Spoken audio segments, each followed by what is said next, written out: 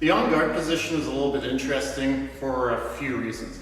Number one, it is meant to give you a lot more stability. So that means if you're standing up tall, it's really hard to maintain your balance. You'll fall over pretty easy. It's also a lot more difficult for you to advance or retreat. So the on-guard position just gives you a lot more control and security. That's one of the things that makes it interesting. The other one though, is it's actually a perfect platform for you to both defend yourself and attack. The reason for that is when you're in an on-guard position, you know that you can move forward, you can move back. Your legs being bent give you a lot more explosive energy when you're advancing. And also with your shoulders being side face, it allows you to flatten your target, kind of conceal parts of it, makes it less likely that your opponent can hit you as freely as they could if you were completely facing forward.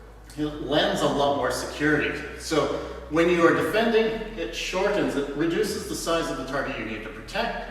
And then when it comes to attacking, when you extend your arms out, it stretches you, it lets you reach further. So when you get even into a lunge, it really stretches out, you can reach a considerable distance, which you just can't do if you're standing forward like this and extending your arm. It's a lot more limited.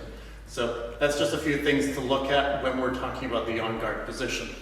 It can feel a little awkward, it can burn your legs a little bit when you're getting into it, but honestly, it saves you so much. It allows you to conserve more energy, and really, it just gives you so much more control in the action. So again, vitally important that you have a strong, stable on-guard. When it comes to the advance in fencing, what I'm talking about here is pretty much for beginners. That means if you watch anything from professional fencers or even experienced recreational fencers, you'll see a lot of variety, a considerable amount of variation in a fencer's advance.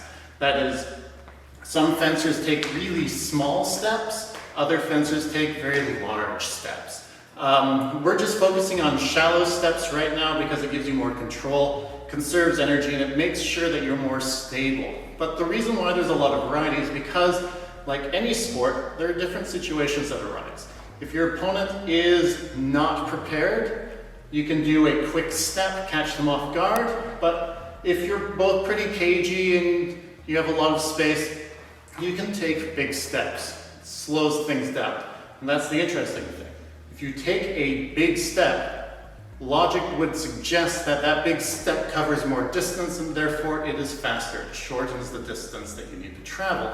But in reality in fencing, the larger the step is, the slower you tend to go because it just takes a long time to make that step. Whereas if you are doing a shallow step, you can cover the same distance but faster. So that's with the advance. You'll notice same thing with the retreat. If you're looking at the retreat, you can take big steps, you can take small steps. But again, it really depends on the situation. What we're doing in these lessons, we're just looking at the basics so that you have a fairly good utility for movement. It's not going to really help too much against an experienced fencer, but at least it gets your foot in the door. When it comes to movement, an important thing to be aware of is that you actually have a limited amount of space to continue moving. You can't just go forward forever, you can't go retreating forever. You're confined to a limited space. In fencing, this space is called a piece. It's the field of play that you can go on. It's approximately 1.5 meters wide and 14 meters long. So again, 1.5 meters wide. This allows a little bit of sidestepping, but honestly, that's not too important at this level. But 14 meters forward and back. You can't step off. If you step off the side, you're penalized.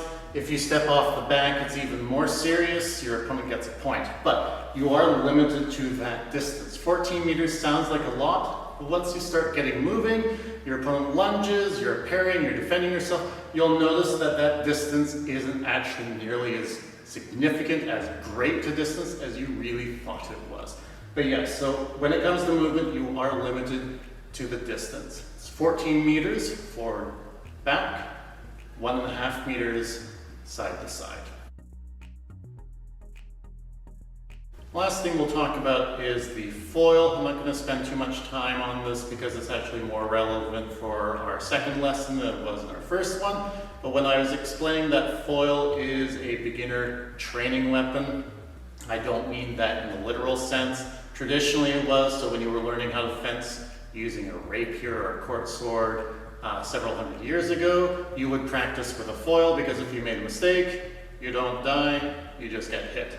So in Olympic fencing, in modern fencing, foil is just one of 3 disciplines in the sport. The people who are practicing using the foil are no less experienced or successful than anyone doing épée or saber. So don't get hung up on the idea that foil is only for beginners, just for training.